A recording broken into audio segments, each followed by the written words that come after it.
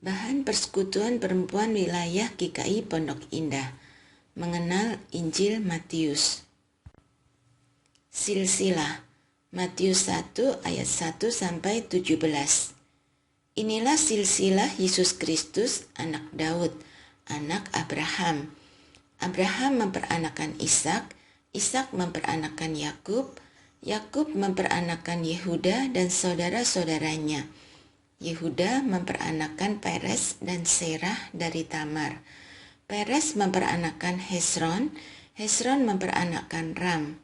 Ram memperanakan Aminadab, Aminadab memperanakan Nahason. Nahason memperanakan Salmon. Salmon memperanakan Boas dari Rahab.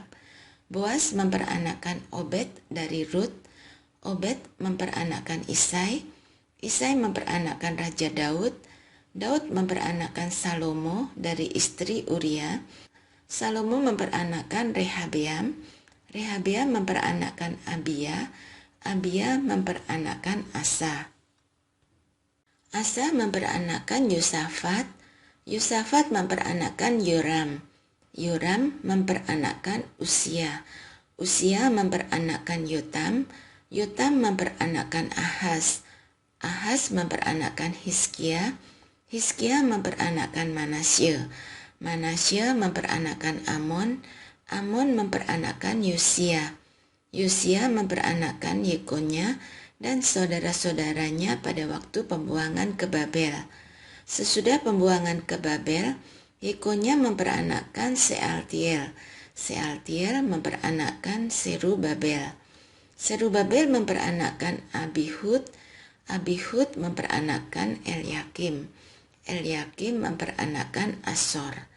Asor memperanakan Sadok. Sadok memperanakan Akim.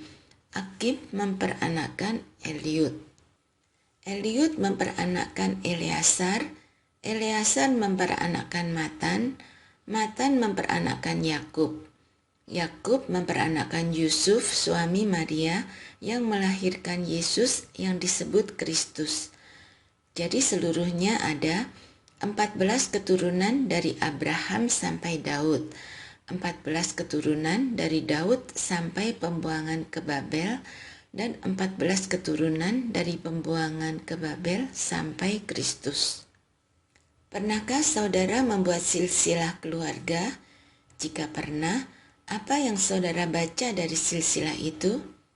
Di dalam tradisi, bibit bobot bebet menjadi perhatian. Ada anggapan bahwa kalau silsilahnya orang baik-baik, maka akan menghasilkan keturunan yang baik-baik juga. Jika silsilahnya banyak terdapat orang-orang sukses, selain membanggakan, juga memberikan kemantapan untuk melihat masa depan yang diharapkan kurang lebih dinikmati oleh generasi masa kini. Demikianlah pertimbangan orang ketika menelaah silsilah. Paling tidak, itu juga yang terpikirkan ketika kita mengenal menantu kita, bukan? Dari keluarga mana, siapa orang tuanya, apa pekerjaannya, dan seterusnya. Bagaimana dengan silsilah Yesus? Tidak ada seorang pun yang meragukan kualitas hidup dan karakter Yesus sebagai anak Allah. Tapi nanti dulu, bagaimana dengan nenek moyang Yesus?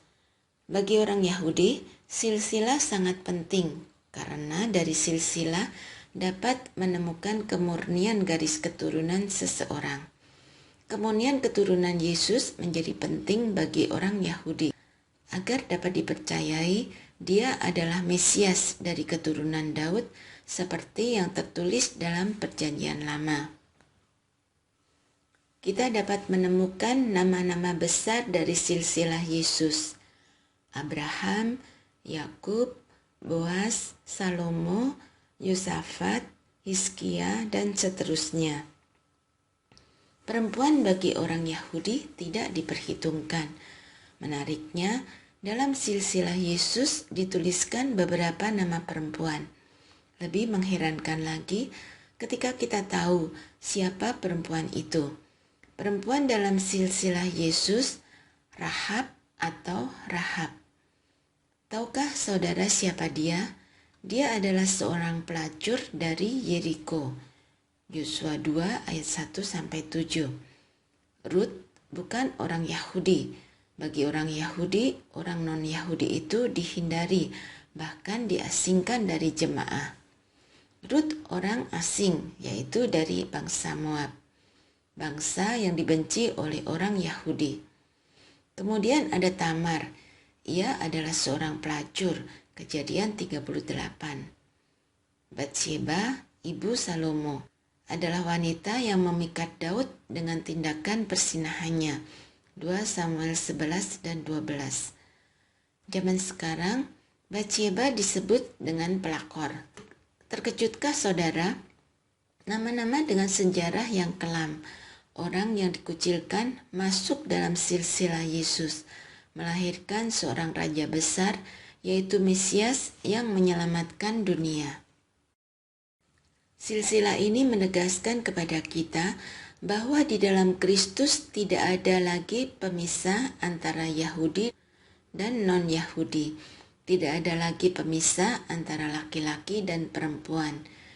Tidak adalah pemisah antara orang hebat, suci, dan orang berdosa atau gagal. Kasih Allah begitu luas memberikan kesempatan bagi kerapuhan dan kegagalan manusia. Kalau Dia saja merangkul, apakah kita menolak sesama kita atas nama silsilah? Diskusikan. 1. Seberapa penting silsilah bagi saudara? Mengapa? Pertanyaan ini bisa disampaikan di awal persekutuan. 2. Bagaimana reaksi saudara dengan silsilah Yesus? 3.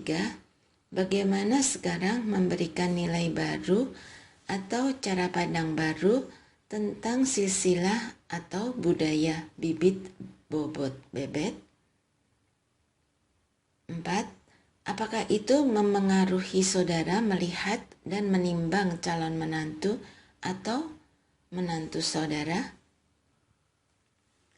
Doakanlah. 1. Dimampukan memiliki hati seluas cinta Allah untuk menerima siapa saja tanpa batas. 2. Memohon hikmat Allah untuk dapat menerima kegagalan dan bertumbuh lebih baik di dalam Tuhan.